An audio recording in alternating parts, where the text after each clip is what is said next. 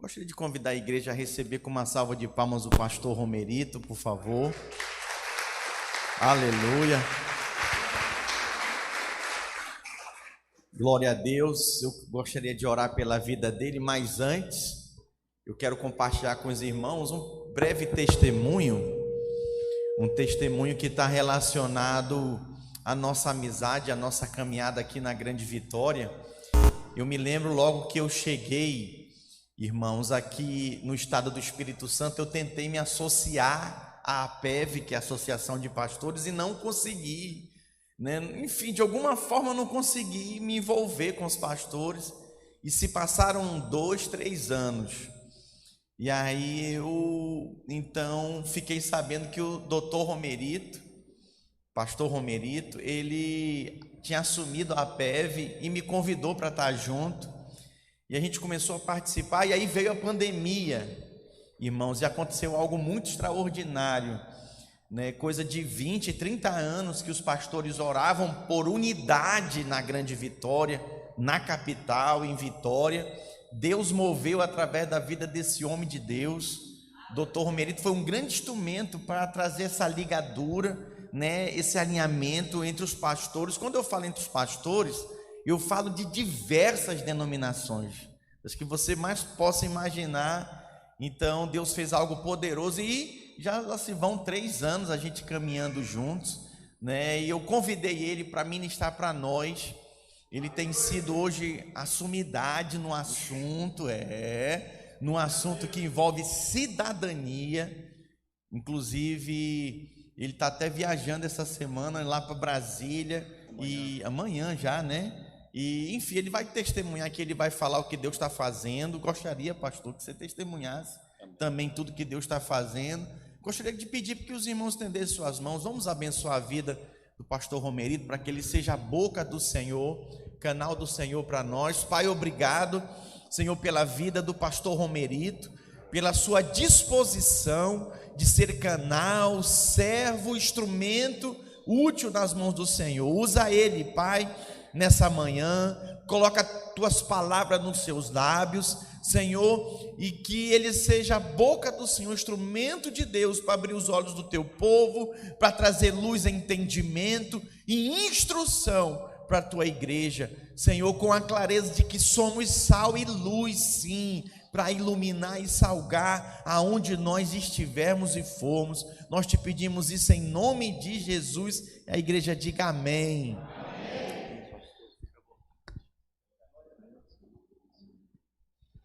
Graças a Deus. Quero cumprimentar a igreja, saudar a igreja com a graça e a paz do nosso Senhor Jesus. Amém?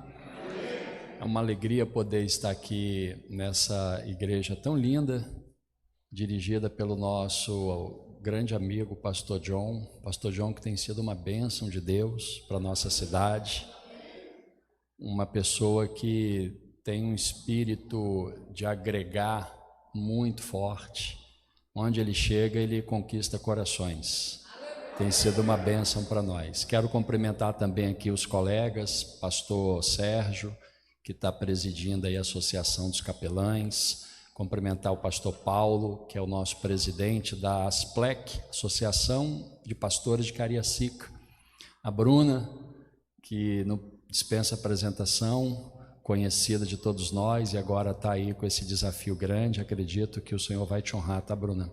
Que Deus possa abençoar, e todos vocês que essa manhã escolheram estar aqui nesse ambiente para adorar e glorificar o nome do Senhor Jesus. Como o pastor John disse, eu fui convidado para amanhã estar numa reunião com o presidente da República em Brasília, para algumas direções em relação às majoritárias aqui no estado do Espírito Santo. Nós tivemos a chance de tê-lo aqui na Marcha para Jesus, e tivemos ali um momento extraordinário, tanto na parte da recepção no aeroporto, quando ele pôde falar abertamente sobre os projetos de nação para todos nós, quanto também na motociata que ele fez pela cidade, com muitos apoiadores, e testemunhando também ali em cima do trio elétrico sobre os milagres de Deus na vida dele. Nós sabemos que o tempo é um tempo difícil, mas eu acredito muito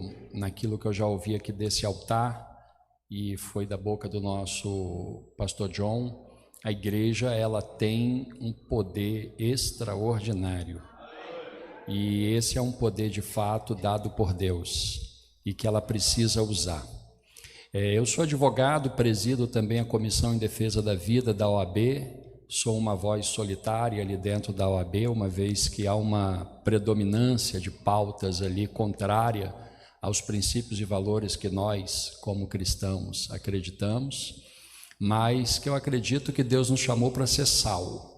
E ser sal significa você ser de fato colocado em qualquer ambiente, em todos os lugares, e temperar esses lugares. Eu acredito nisso, então eu não arredo meu pé de nenhum desafio chamado. Eu sou conselheiro da Secretaria de Justiça e ajudo na organização da regulamentação da assistência religiosa nos cárceres. Ajudo hoje num trabalho de 2.600 voluntários que atuam em 36 unidades prisionais no estado do Espírito Santo. Então, a Lei de Execuções Penais prevê que uma das assistências que o Estado precisa entregar na execução da pena é a assistência religiosa.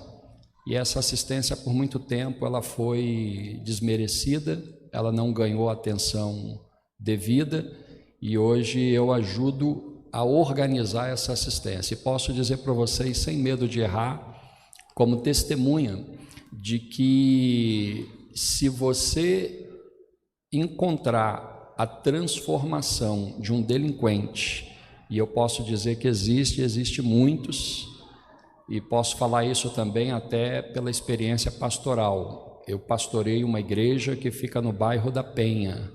O bairro da Penha hoje é uma das comunidades mais violentas do nosso estado. E eu tenho mais de 250 jovens resgatados do crime, da droga, do roubo, do assalto, por conta do poder da palavra de Deus. E esse poder se manifesta através da assistência organizada pelo Estado. Esse poder se manifesta dentro dos cárceres e muitos delinquentes são transformados. E aí eu digo que você não consegue ver um outro mecanismo de ressocialização daqueles indivíduos mais eficaz do que a palavra.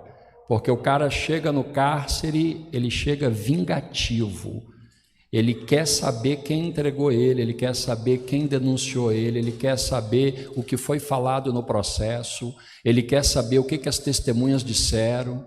Eles têm acesso a celular lá dentro, então eles têm comando lá de dentro que é cumprido aqui fora, uma ordem dada lá de dentro, ônibus são queimados, uma ordem dada lá de dentro, pessoas são executadas. E esse espírito vingativo, ele é destruído quando esse indivíduo é de fato confrontado, e ali ele passa a entender a realidade, o propósito da vida proposto pela palavra. São pessoas que periodicamente entram no sistema, pregam a palavra de Deus, falam de forma muito verdadeira com aqueles indivíduos. A palavra, como diz a própria Escritura, não volta vazia, ela vai produzindo os seus efeitos para o qual ela foi destinada, e uma hora você começa a ver o aquebrantamento. Aquele que queria matar, ele agora não quer mais. Aquele que queria continuar na vingança, ele agora não quer mais. Aquele que queria continuar seguindo na delinquência, ele agora não quer mais. Por quê? Porque a palavra foi de fato penetrada em seu coração. E o que a Bíblia diz? Conhecereis a verdade vos libertará. Então, ou seja, a maior, vamos dizer, a maior ferramenta de ressocialização no sistema carcerário hoje é assistência religiosa através da palavra, e nós temos visto muito resultado. Então, isso é um pouco do que a gente faz, mas nessa manhã eu não vim aqui para falar de nada disso, eu vim para pregar a palavra. Eu queria ler com vocês um texto da palavra que se encontra no Evangelho de Mateus, capítulo 4, a partir do verso 12. Mateus, capítulo 4, a partir do versículo 12. O texto diz assim: Jesus, porém, ouvindo que João estava preso, voltou para a Galiléia e, deixando Nazaré, foi habitar em Cafarnaum, cidade marítima, nos confins de Zebulon e Naphtali, para que se cumprisse o que foi dito pelo profeta Isaías, que diz: a terra de Zebulon e a terra de Naphtali, junto ao caminho ao mar, além do Jordão, a Galiléia das nações. O povo que estava assentado em trevas viu uma grande luz, e os que estavam assentados na região da sombra da morte, a luz raiou. Desde então começou Jesus a pregar e a dizer: arrependei-vos, porque está próximo o reino de Deus. Queridos, todas as vezes que nós estamos diante da palavra de Deus, nós estamos diante de uma oportunidade de ouvir Deus, através da sua palavra, falar ao nosso coração. Nós não temos outra motivação nessa manhã, senão de ouvir o que Deus tem para cada um de nós. É importante entender que quando nós ouvimos o que Deus tem para cada um de nós, significa que temos chance de melhorar, talvez, a nossa própria conduta, a partir da palavra que nós estamos escutando, porque entendemos que ela vem do Senhor. Nós podemos acertar a nossa direção para algum tema ou para algum assunto específico da nossa vida, entendendo que aquele que está falando conosco através da sua palavra tem a onisciência, tem a onipresença, tem a onipotência. Portanto, significa que aquilo que eu ainda não vi, que está para se revelar no amanhã, ele já conhece, e se ele já conhece, ele tem muito mais chance de dizer para mim qual é o melhor caminho que eu tenho que decidir hoje, já que enquanto eu não sei e não vejo o que me espera no amanhã, ele domina sobre tudo isso. Portanto, por uma questão de fé, eu me rendo a ele, por mais que eu ache que eu possa estar certo em diversas decisões, mas eu me rendo a ele por entender que a tua palavra para mim, ela é soberana. O que significa dizer que nós podemos sair de uma manhã como essa com perspectivas extraordinárias, se nós ouvirmos a voz do Senhor e aplicar no nosso coração. A partir desse entendimento e dessa compreensão, eu também preciso dizer que só está aqui nessa manhã quem Deus quisesse que ouvisse essa palavra que vai ser ministrada, entendendo que Ele domina sobre tudo. Portanto, Ele poderia trazer qualquer outra pessoa, mas quem Ele trouxe? Trouxe eu e trouxe você. Significa dizer que aquilo que Ele quer nos falar aqui dentro, de alguma forma, tem algum sentido para a nossa vida, e que, portanto, é sábio a decisão daquele que guardar o que vai ouvir e vai aplicar no seu dia a dia. O texto que eu leio e pego como base é um texto de Jesus trazendo uma notícia que, para aqueles que lhe ouviam naquele momento, poderia ser até uma notícia, vamos dizer, muito inédita, mas para os que estudavam a palavra, os que estudavam as profecias, sabia que aquilo que Jesus estava falando nada mais era do que cumprimento do que já estava dito, já estava estabelecido. Jesus percebe que João estava preso, e João não tinha outra finalidade senão preparar o caminho para que Jesus pudesse implementar a chegada do seu reino. Jesus então agora vai fazer exatamente a declaração daquilo que profetas no passado já haviam dito sobre ele. E essa declaração se resume no verso 17, quando ele diz assim: desde agora, Jesus começou a pregar e a dizer: arrependei-vos, porque é chegado o reino dos céus. Observe que isso não é novo, porque profeta como Daniel talvez teve um dos primeiros contatos com esse plano que Deus já havia estabelecido para a terra, quando numa noite deu um sonho muito perturbador para um rei chamado Nabucodonosor, no capítulo de número 2, verso 43, 44, em que esse rei acorda extremamente perturbado e ao longo da madrugada não consegue mais descansar.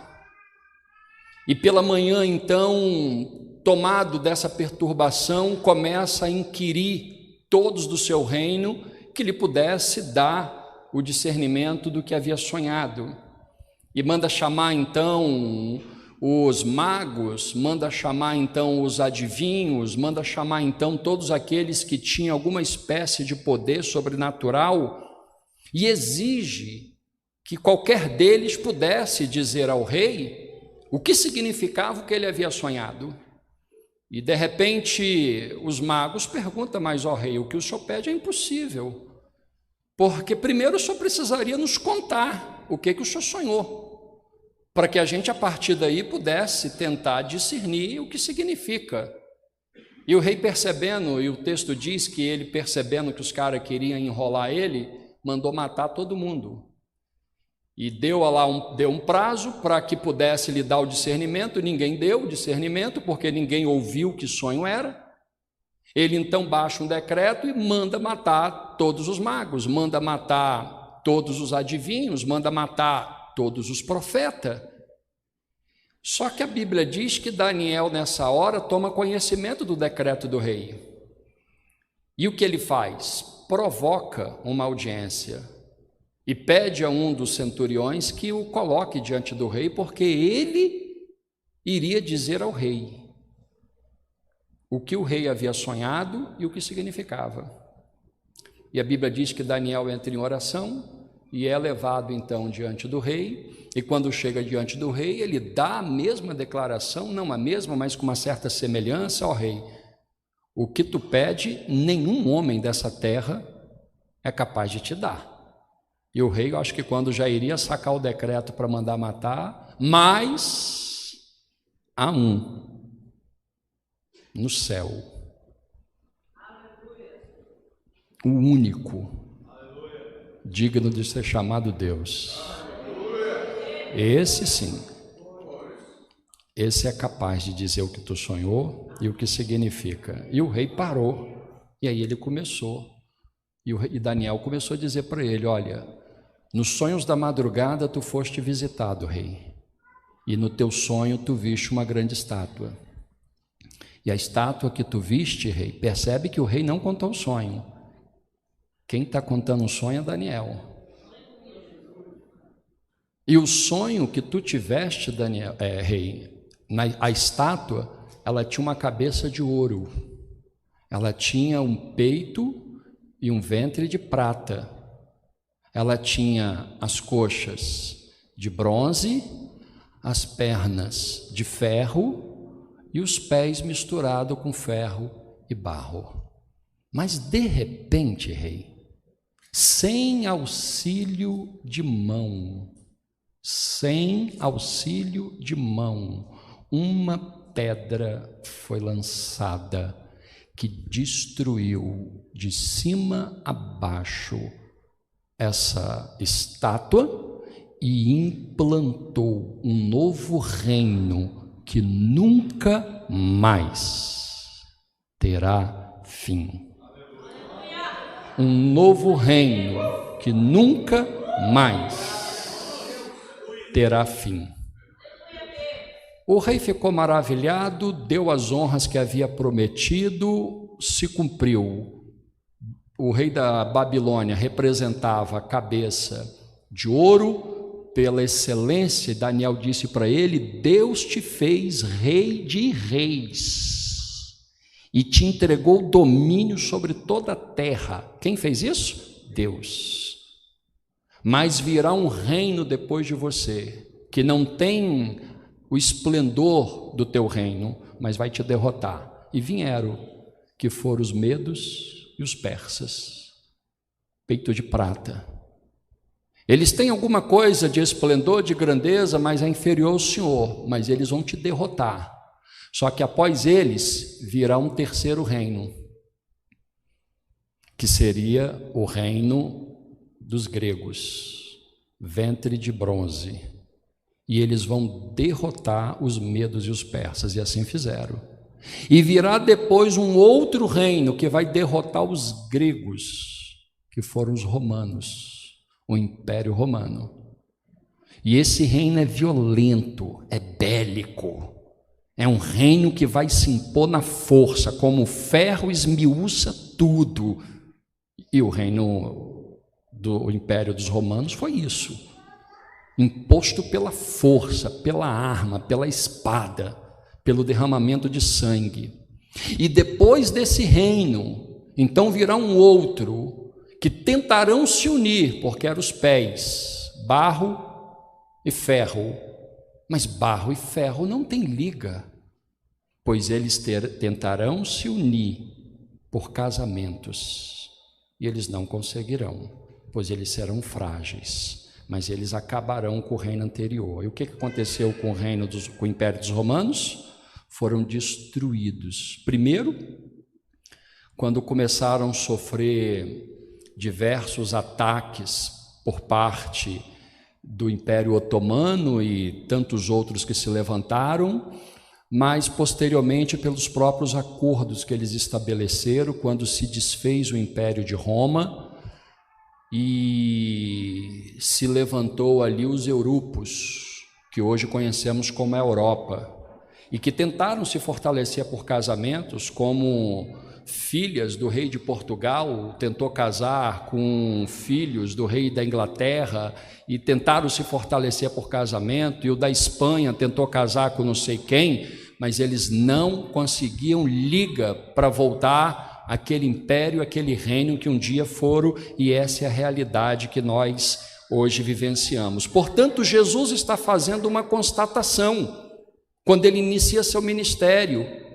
E que constatação é essa? Jesus Cristo começou a pregar e a dizer: arrependei-vos, porque vos é chegado, está próximo o reino dos céus. Só que então, quando nós pensamos no reino de Deus e ele está sendo estabelecido, é importante a gente analisar qual o domínio de um reino. Um domínio de um reino, ele é um domínio seletivo em que ele escolhe apenas um espaço e ele despreza um outro espaço? Todos os reinos implantados na face da terra e na história da humanidade, o seu domínio sempre foi integral, total. Quando um reino se estabelece e ele se estabelece para poder exercer domínio, ele não deixa espaço vazio, ele não deixa espaço, ele não deixa vácuo. Por quê? Porque não existe vácuo na realidade da vida. Aonde um império ou um domínio ou um reino não ocupar, o inimigo ocupa. Então, o que Jesus Cristo está dizendo? Jesus Cristo está dizendo que o reino dele vai dominar o mundo. Se o reino dele vai dominar o mundo, e a gente faz um diálogo sobre a metáfora que ele usa do sal, e ele diz que nós somos o sal da terra. O sal da terra, ele quer dizer o seguinte, vou pensar aqui nas donas de casa, que quando estão preparando os seus alimentos, sua culinária, usando as suas habilidades, utilizam o sal para temperar o alimento. Então o Senhor nos chamou para que através vamos dizer, dos valores, dos princípios que norteiam a nossa vida cristã, nós sejamos usados para influenciar todos os espaços da sociedade. Não há espaço da sociedade que Deus disse, deixa vácuo, seja omisso, entregue para o diabo. Pastor Paulo disse muito bem, lá atrás os nossos pais disseram, não se envolva com o poder político, porque é do diabo. Aí nós fizemos o que? Saímos de lá. O que fizeram então os filhos das trevas? Tomaram conta do espaço. Mas se Deus disse que o reino dele é implantado e vai dominar todo mundo, não há espaço que nós devemos deixar vácuo, temos que entrar em todos. Testemunhei que eu estou dentro da OAB num espaço que eu sou voz solitária, mas eu estou lá. Estou dentro da Secretaria de Justiça, que em alguns espaços eu sou voz solitária, mas eu estou lá. Por quê? Porque o Senhor nos chamou para influenciar. Essa mesma metáfora que a palavra usa como sal da terra, ela usa para nos dizer que somos luz de onde? Luz de onde? Do mundo. E qual é a função da luz? E dissipar as trevas, clarear e dissipar as trevas.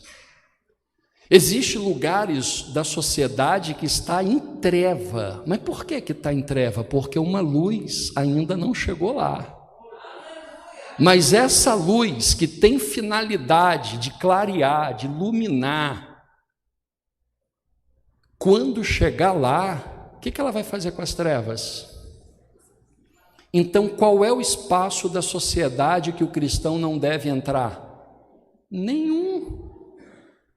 Todos os espaços nós devemos entrar. Todos os espaços nós devemos estar. É a Bíblia que diz, não se acende uma candeia para ser colocado aonde?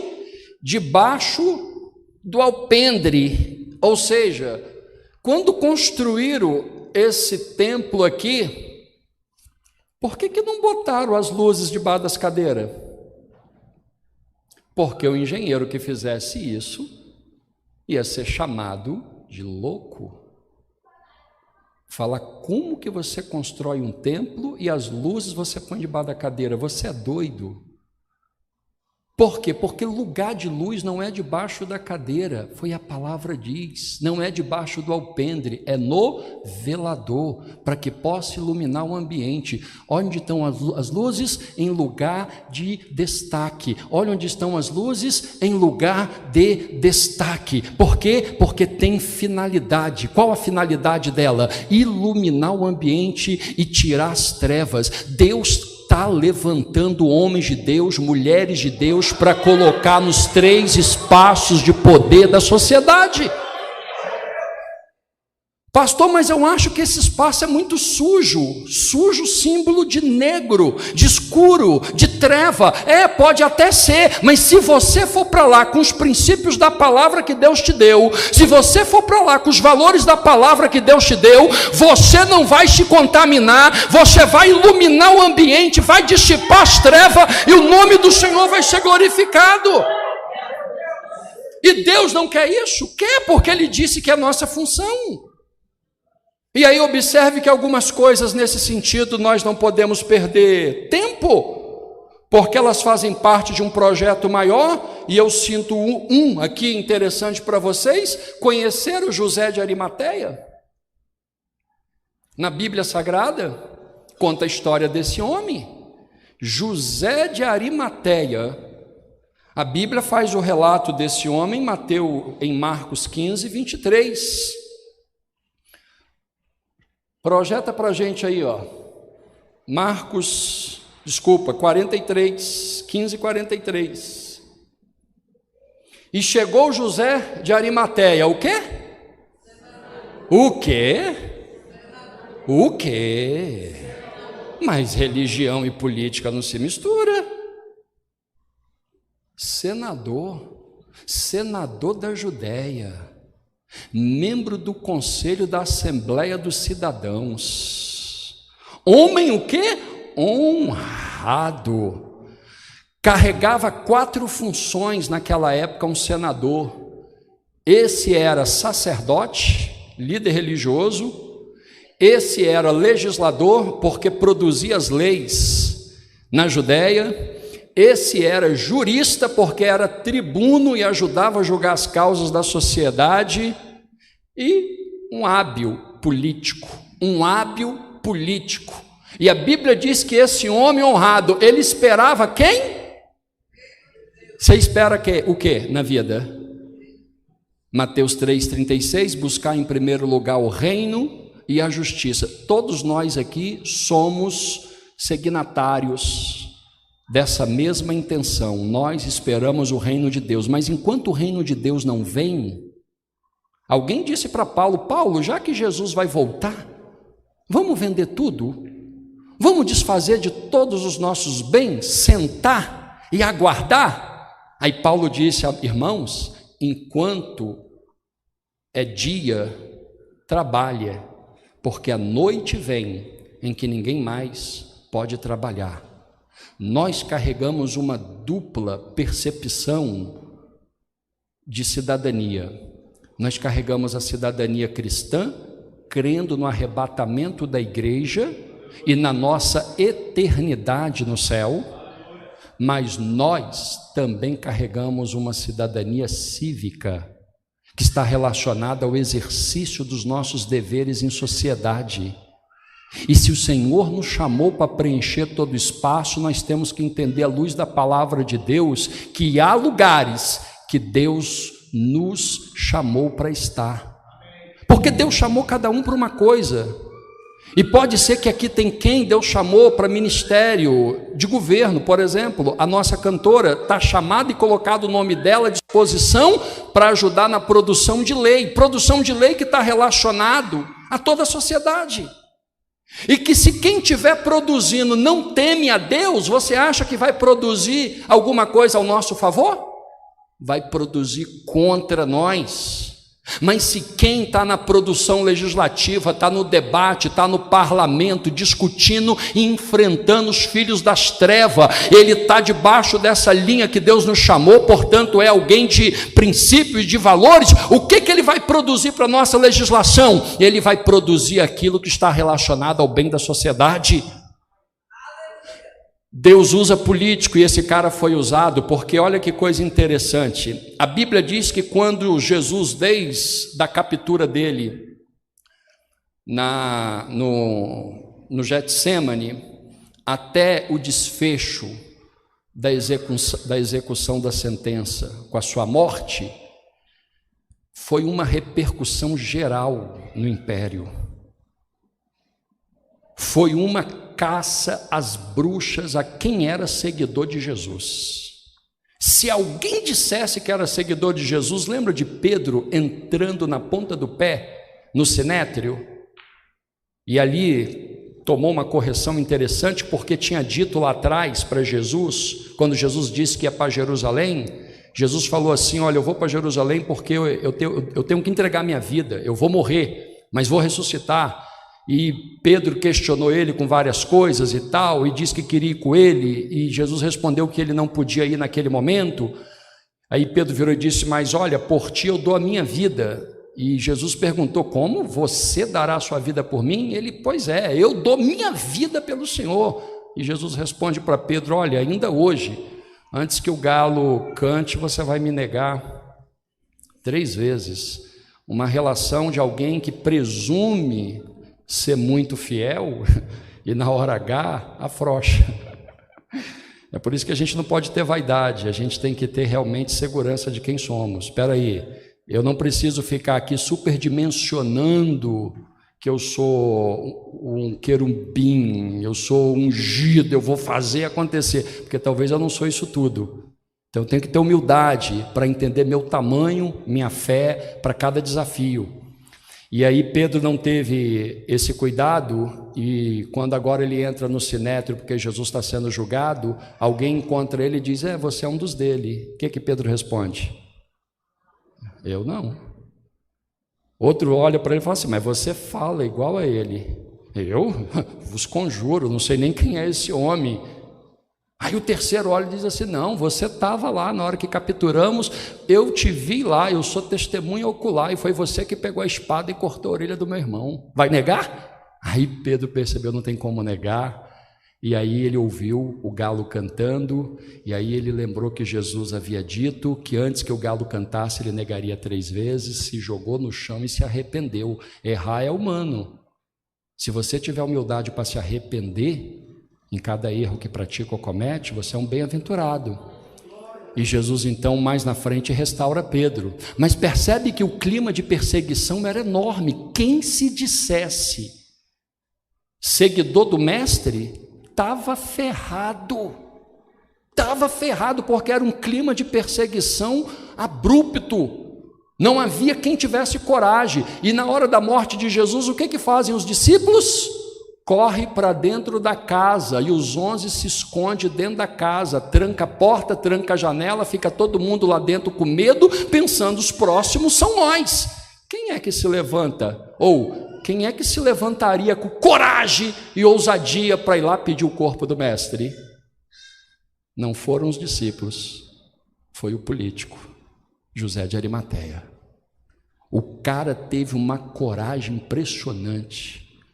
Quando ele viu, mataram Jesus, morreu como criminoso, foi condenado à morte, vai ser sepultado na vala dos marginais. O quê? Sepultar o corpo do meu mestre na vala dos marginais? José de Arimateia se levantou, foi lá no governador, chamou o governador da Judéia, Pilatos, e disse: eu quero o corpo de Jesus. Mas todo mundo tinha medo, ninguém tinha coragem de falar que sequer conhecia Jesus. O cara vai pedir o corpo? Vai, porque Deus coloca homem para cada circunstância, em cada tempo e em cada lugar. Lembra de Esther? Qual foi o questionamento do tio dela para ela? Quem sabe não seja para esse tempo que Deus te colocou aí. Você tem que ter coragem, para que você possa fazer valer os princípios que Deus te entregou, te deu, na hora que você estiver diante de uma pauta desafiadora, que toda a mídia estiver te perseguindo, que todos os repórteres estiver te atacando. Você tem que se pôr de pé, se levantar e falar, porque foi para aquele tempo que Deus te levantou. Esse era José de Arimateia. Aí ele vai até o governador e pede o corpo. E ele tinha um outro aliado a ele dentro do tribuno, que era Nicodemos, e os dois criam em Jesus, ainda com as suas timidez. Nicodemos indo ouvir Jesus pela madrugada, de noite, escondido, quando tudo estava ainda bem, mas ele não queria que a sociedade visse ele próximo, aí ele ia escondido. Já viu essa gente que não quer ser fotografado dentro da igreja, que ainda está aí na elite da sociedade? Não, eu não quero ser fotografado ali dentro da igreja, não, mas ainda tem uma certa vergonhazinha. Esse era Nicodemos. Só que quando Jesus morreu, ele quebrou essas vergonhas todas, se levantou e junto com José de Arimateia foram pedir o corpo de Jesus. E foram numa ação dupla. Por quê? Porque Nicodemos ofereceu um unguento para poder ungir o corpo de Jesus, e José de Arimateia o sepulcro escavado na rocha, com a nobreza de um homem grande. Se uniram os dois. O governador entregou o corpo, fizeram o enterro, e fizeram isso por puro capricho, pastor Romerito? Não, fizeram isso para se cumprir uma profecia que nem eles sabiam, porque ainda não tinha todo o entendimento, mas ela já estava dita em Isaías 53:9. Coloca aí, Isaías 53:9. Qual era a profecia a respeito do sepulcro de Jesus? E puseram a sua sepultura com os ímpios e com o rico na sua morte, porquanto nunca fez injustiça, nem houve engano na boca. Aquele que iria ser enterrado na vala comum dos marginais, agora foi, numa intervenção do político José de Arimateia, o senador, dado um sepulcro para ele entre os ricos, que se cumpria o que o profeta Isaías havia dito sobre ele. Portanto, foi parte fundamental de um processo histórico do plano de salvação e no plano da implantação do reino de Deus. Quando nós observamos e vemos a atuação desses homens, nós chegamos à conclusão de que Deus nos chamou para estar em todo o ambiente. E eu já caminho para o final, porque eu acho que eu já passei do horário, né? Não? Para estar em todo o ambiente. E aí eu faço aqui uma lembrança do apóstolo Paulo. Apóstolo Paulo pregava só na sinagoga? Não. Apóstolo Paulo tinha uma frase interessante, como uma registrada em 1 Coríntios, capítulo 9, verso 22. Projeta para a gente aqui, ó, em que ele dizia, ó, fiz-me como fraco para com os fracos, para ganhar os fracos. Fiz-me tudo para todos, para por todos os meios chegar a salvar algum. Numa interpretação direta, fiz-me de bobo para ganhar o bobo. Fiz-me de sábio para ganhar o sábio. Paulo pregava em todos os espaços, influenciava em todos os ambientes, penetrava em todos os lugares. E tem um que eu considero realmente interessantíssimo, que é o de Atos 17:32. Atos 17:32 vai falar de Paulo pregando e disputando com os filósofos epicureus e os filósofos estoicos. Aonde? Praça de Ágora, Atenas, berço do ambiente da filosofia de Sócrates e de Platão. E ele vai para lá para discutir uma nova visão de mundo que os caras não tinham. E os filósofos epicureus e os filósofos estoicos, que tinham uma outra visão de mundo, até inicialmente desprezaram Paulo, dizendo que ele falava, era promotor de futilidade, era promotor de tagarelice sem relevância, de que falava de deuses estranhos, que anunciava, por ele estar anunciando Jesus Cristo e a ressurreição dos mortos, e eles não tinham ainda essa compreensão. Só que quando Paulo deu uma fala intrépida naquele ambiente, o que os caras responderam para ele? E como ouviram falar de ressurreição dos mortos, uns escarnecias e outros diziam, acerca disso te ouviremos mais uma vez. Os caras pediram para o apóstolo Paulo voltar lá no cenário que não tinha nada a ver com a igreja. Era uma praça de debate entre diversos filósofos. Porque qual era a filosofia de Paulo? E volto aqui na tradução livre, me fiz de bobo para ganhar o bobo, me fiz de sábio para ganhar os sábios. Paulo não titubeava em pregar em qualquer espaço. Um dia eu fui chamado para pregar num congresso de espírita kardecista. Pensa o choque. O senhor poderia fazer uma palestra para nós? Mas aonde? É num congresso que a gente vai fazer. Eu sou pastor, é por isso que a gente quer te ouvir. Falei amém. Aí fui, shopping de Vila Velha, tinha 5.000 inscritos, e diversos líderes religiosos falando na perspectiva da sua fé. E eu fui falar na perspectiva da fé cristã. E aí, iniciei pelo texto da Samaritana. E comecei a contar para eles a história da Samaritana. E num determinado momento eu disse para eles, chegou uma hora que a Samaritana, descobrindo quem era Jesus, entendendo que ele era um profeta de verdade, ela sacou uma dúvida que ela tinha guardada há muito tempo no coração. Qual era? Eu não sei aonde se adora de verdade. Uns dizem que se adora na Judéia, outros dizem que se adora em Samaria. Eu estou perdida. Onde é o verdadeiro lugar da adoração? Quando eu saquei esse texto, eu botei para eles: assim são vocês. Vocês estudam, lê as literaturas de Kardec, a procura da verdade, mas tem um livro que eu não sei se vocês já passaram por ele, de Kardec. E eu havia preparado antes para poder tentar entender. É o tal livro Obras Póstumas de Kardec. Lá na página tal, dei a página para eles.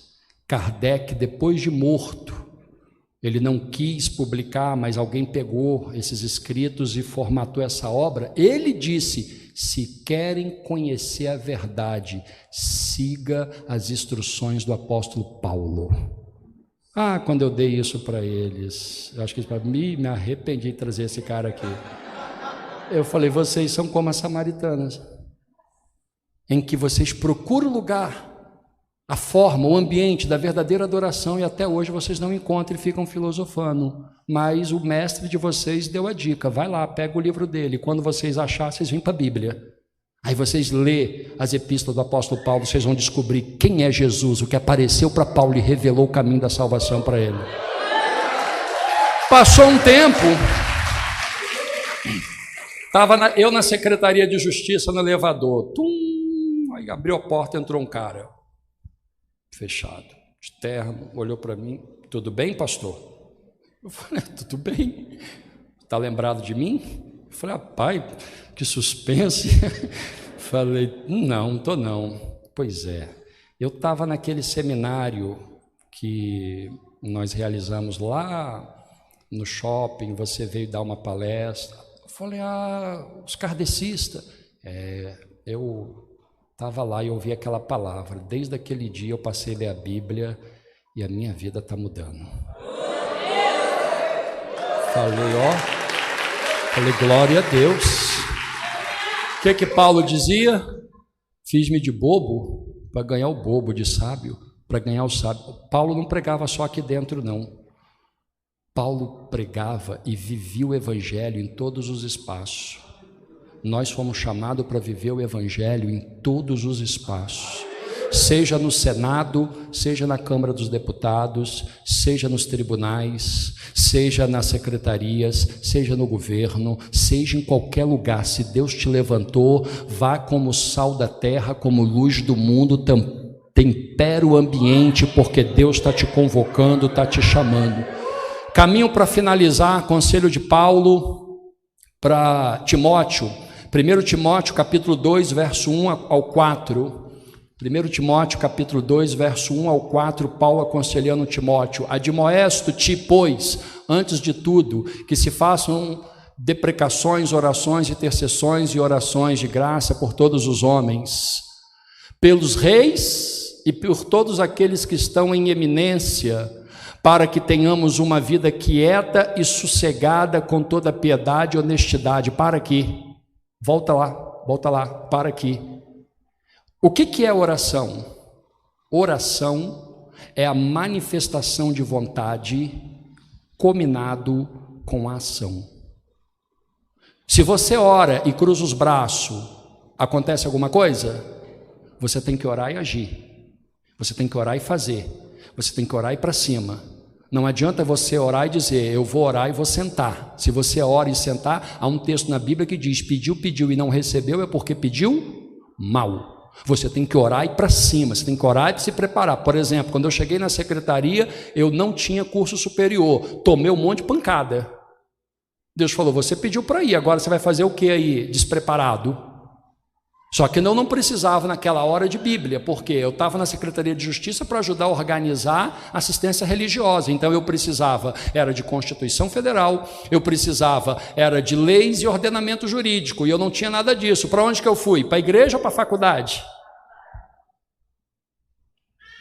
Mas eu tenho que ir para a faculdade? Você tem que se preparar. Se você não se preparar para o que Deus quer fazer com você, você não vai conseguir. Sentei lá e li, prestei vestibular, passei, terminei, prestei OAB, passei, terminei, voltei agora para a secretaria, voltei capacitado, ou seja, voltei com o sal que Deus me deu, com a luz que Deus me deu e com o entendimento jurídico que agora Ele me proporcionou. Orar é você orar e agir, é manifestar uma vontade e se empenhar por ela. Então Deus está dizendo o quê? Orar pelo quê? Pelos reis e por todos que estão em posição de eminência, ou seja, em destaque. Significa que a gente só deve orar? Aí vem a participação cívica da sociedade no processo eleitoral. Alguém diz, fica quieto, política e religião não se mistura. Aí você mesmo. Ei, isso é o demônio, se levanta, você tem que também manifestar o seu posicionamento, você tem que dizer quem são os representantes que estão alinhados aos seus princípios, alinhados aos seus valores, para que você possa de fato ter uma participação em relação à vida pública e civil, porque o Senhor está dizendo orar pelos reis, é orar pelos que estão em governo. Aí ele diz, por que eu tenho que orar? Por exemplo, poderia de repente questionar Timóteo, por que eu tenho que orar para quem está governando a cidade? Por que eu tenho que orar para quem está governando o estado? Por que eu tenho que orar para quem está governando o país? Ele mesmo responde, para que vocês tenham uma vida quieta. Vida quieta é sinônimo de vida tranquila. Você quer ter uma vida tranquila? Nós, como igreja, temos que assumir a posição. Deus não deu esse poder para o ímpio, Deus deu esse poder para a igreja. Sociedade tranquila é produto de uma igreja ativa. Sociedade tranquila é produto de uma igreja que se posiciona. Sociedade tranquila é produto de uma igreja que se manifesta. Não uma igreja quieta, omissa. Ele é que disse para nós, para que vocês tenhais uma vida quieta, tranquila. Ah, pastor, mas eu não tenho noção muito de dimensionar. O que é uma vida tranquila? Se eu te dar um exemplo de viver, o pastor citou aqui, Nicarágua. 5 ou 6 líderes religiosos estão presos, porque o regime odeia o cristianismo. Se eu der o exemplo da Venezuela, não tem liberdade para poder pregar como tem aqui no Brasil. Porque tudo que se fala lá é filtrado pela inteligência do governo. E se tiver alguma coisa que o governo se sentir que é ameaça, vai preso. Se eu te der um exemplo da China, não tem liberdade de culto. Eu fiquei 12 dias em Seul participando de um congresso mundial e tinha 3.000 missionários que não podia sequer ser identificado por nome, porque havia agente secreto da China dentro de Seul para identificar quem eram os missionários chineses que Seul estava preparando, a Igreja Batista estava preparando para mandar para a China, e os caras queriam identificar os caras porque não tem liberdade para pregar. Os irmãos de Seul iam e vão ainda para fronteira com a Coreia do Norte, espera o vento soprar para dentro da Coreia do Norte, prepara milhares de balões, milhares, e pega a Bíblia e rasga folha por folha, amarra no balão e solta. E quem consegue pegar um desses balões é como pegar ouro. O cara pega essa folha, ele avisa para um, para outro, olha, peguei uma folha. E 3 da manhã, lá na caverna, lá na montanha, debaixo de 7 graus negativo, 10 graus negativo, nós vamos fazer a leitura da página. Você aqui de manhã, tranquilão, culto, sai, carro na porta, tranquilo. Você não tem noção do que é isso daqui frente ao que acontece por aí. Ué, mas Deus não está lá também? Tá. Mas ele disse em Salmo capítulo 115, não vou lembrar o versículo, mas está escrito assim: os céus são os céus do Senhor, mas a terra ele entregou aos filhos dos homens. Então aqui na terra, Deus está deixando claro, eu vou dar dica para vocês, mas se vocês for omisso, vai ser como a terra prometida.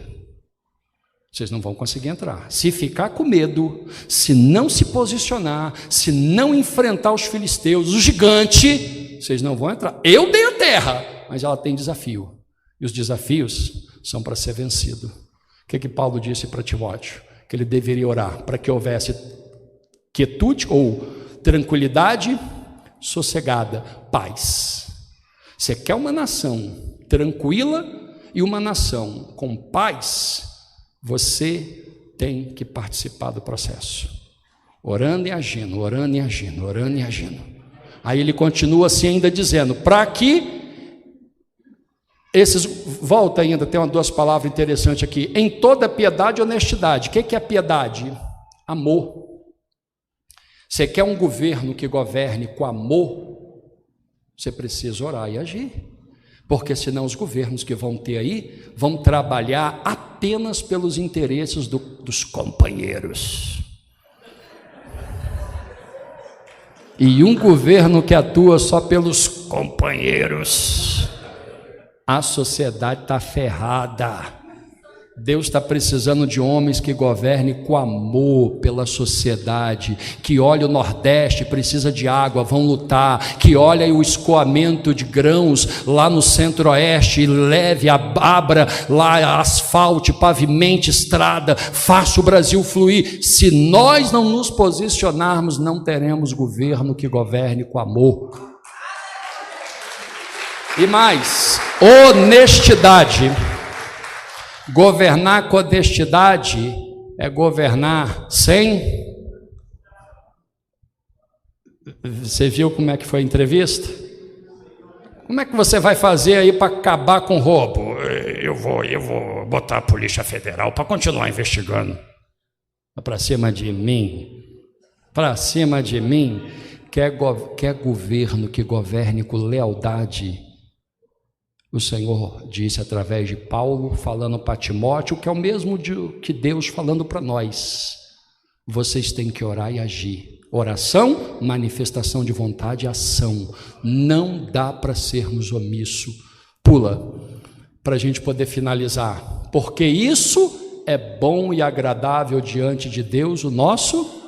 Mas disseram que é do diabo. Mentiro. Isso é bom e agradável diante de Deus, o nosso Salvador. Pula, 4. Que quer que todos os homens se salvem e venham ao conhecimento da... Quando nós nos manifestamos e nos posicionamos, nós revelamos a luz para a escuridão e trevas desse mundo. Finalizo com a fala de Jesus Cristo quando questionado por 2 partidos políticos, fariseus e herodianos. Fariseus contra o Império Romano, herodianos, alinhado ao Império Romano, os 2 grupos brigavam, mas quando viram Jesus no cenário, querendo destruir Jesus, se uniram. E aí lançaram uma pergunta, mestre, isso está em Mateus 22, 17, pode pôr na tela aí, 17 ao 21. Mestre, é lícito pagarmos impostos e tributos para o Império Romano? Jesus perguntou para eles o quê? Jesus perguntou para eles no verso 19, mostre-me a moeda usada para pagar os impostos. Eles lhe mostraram um denário e ele lhes perguntou, de quem é esta imagem e esta inscrição? E eles responderam, de César. Respondeu, pois, então o Senhor Jesus, deem a César o que é de César e a Deus o que é de Deus. Jesus negou o exercício e o dever cívico do recolhimento de impostos? Jesus disse que o crente não precisava pagar e participar da vida civil, recolhendo seus tributos e impostos?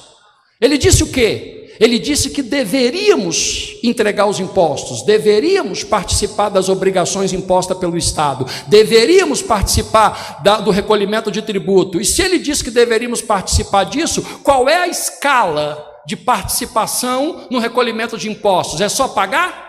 Ou é esperar o retorno para a sociedade?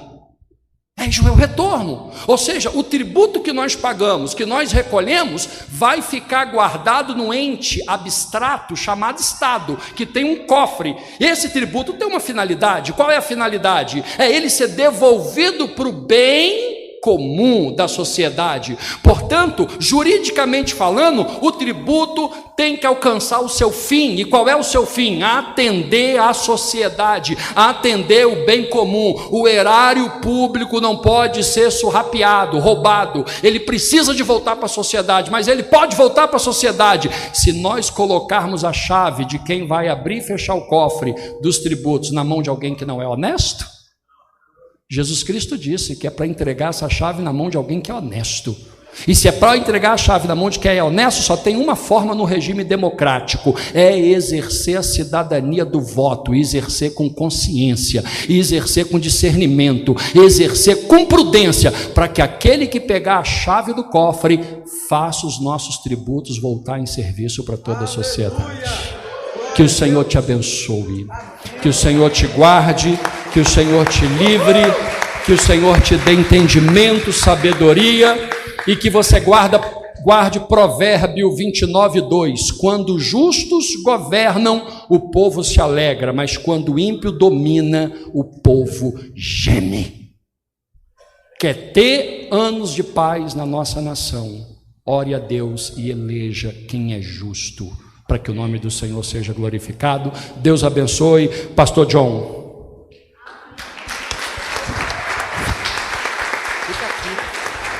Aleluia. Eu pedi para o pastor Romerito ficar aqui. Vamos ficar de pé, irmãos? Eu gostaria de fazer um apelo. Todos sabem que eu não consigo pregar sem fazer apelo no final. Eu acho que o apelo ele é importante, sabe, pastor Romerito, para que a gente tenha uma atitude como igreja, um posicionamento como cidadão. O testemunho do pastor Romerito é muito forte, irmãos. E eu quero testemunhar para você que ele tem se tornado no nosso estado uma pessoa de extrema influência. E o resumo de tudo que ele falou é influência, liderança é influência. Nós, como cidadãos do reino vivendo ainda nessa terra, nós precisamos influenciar todos que estão ao nosso redor. Eu gostaria de aproveitar que o pastor Romerito está aqui conosco, ele que tem vivido isso que ele tem pregado. Eu gostaria que ele orasse por nós como igreja, mas eu queria, sem constrangimento, enquanto a Bruna canta mais um cântico, queria te convidar a vir à frente, você que quer viver isso na sua realidade, na sua célula, no meio da sua família, entre os seus amigos de escola, de trabalho, de faculdade. Talvez um aqui: pastor, já passei dessa fase. Não, os teus últimos dias podem ser melhores que os primeiros. Não há limite, irmãos, para aquilo que Deus quer operar. Queria convidar você a vir à frente. Enquanto cantamos esse cântico, nós vamos orar por você e vamos profetizar a bênção do Senhor na sua vida. Sonda-me, Senhor, e me conheces, quebranta o meu coração, transforma-me conforme a tua palavra e enche-me até que em mim se ache só ti. Então, glória a Deus. Usa-me, Senhor, usa-me como um farol que brilha à noite, como ponte sobre as águas, como abrigo no deserto, como flecha que acerta o alvo. Eu quero ser usado da maneira que te agrade, em qualquer hora e em qualquer lugar. Eis aqui a minha vida, usa-me, Senhor, usa-me. Sonda-me, Senhor, e me conheces, quebranta o meu coração, transforma-me conforme a tua palavra. Aleluia, consagre-se a Ele. E enche-me Erga suas até mãos pro que alto em e peça mim isso. se ache só ti. Diga isso pro Senhor. Então, Em nome de Jesus, declare. Usa-me, Senhor. Usa-me como um farol que brilha à noite, como ponte sobre as águas, como abrigo no deserto, como flecha que acerta o alvo. Eu quero ser usado da maneira que te agrade, em qualquer hora, em qualquer lugar. Eis aqui a minha vida, usa-me, Senhor. Aleluia, Usa-me. aleluia. Glória a Deus. Como quem recebe, estenda suas mãos para frente. O pastor Romerito vai orar por você. E em seguida, eu vou orar fazendo uma oração de concordância com você, em nome de Jesus. Com as suas mãos estendidas, uma você põe no coração, a outra levanta para o céu. Tua palavra foi pregada aqui nessa manhã, meu Deus. Aleluia. Tua palavra foi anunciada para os teus servos que nessa manhã vieram a este culto. E eu disse inicialmente que ninguém aqui chegaria senão, ó Pai, trazido pelo Senhor, para ouvir aquilo que o Senhor havia já proposto a nos falar.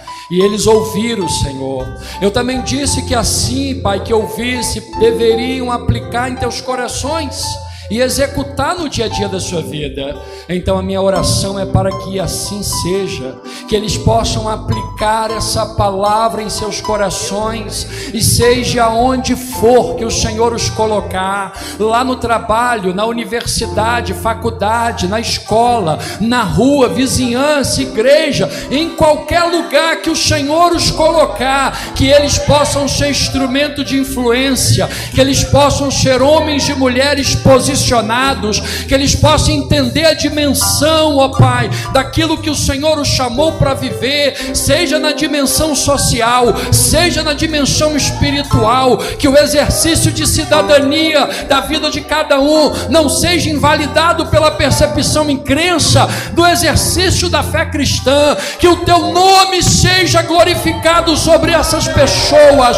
e que o Senhor os use como sal da terra e como luz do mundo, no nome de Jesus.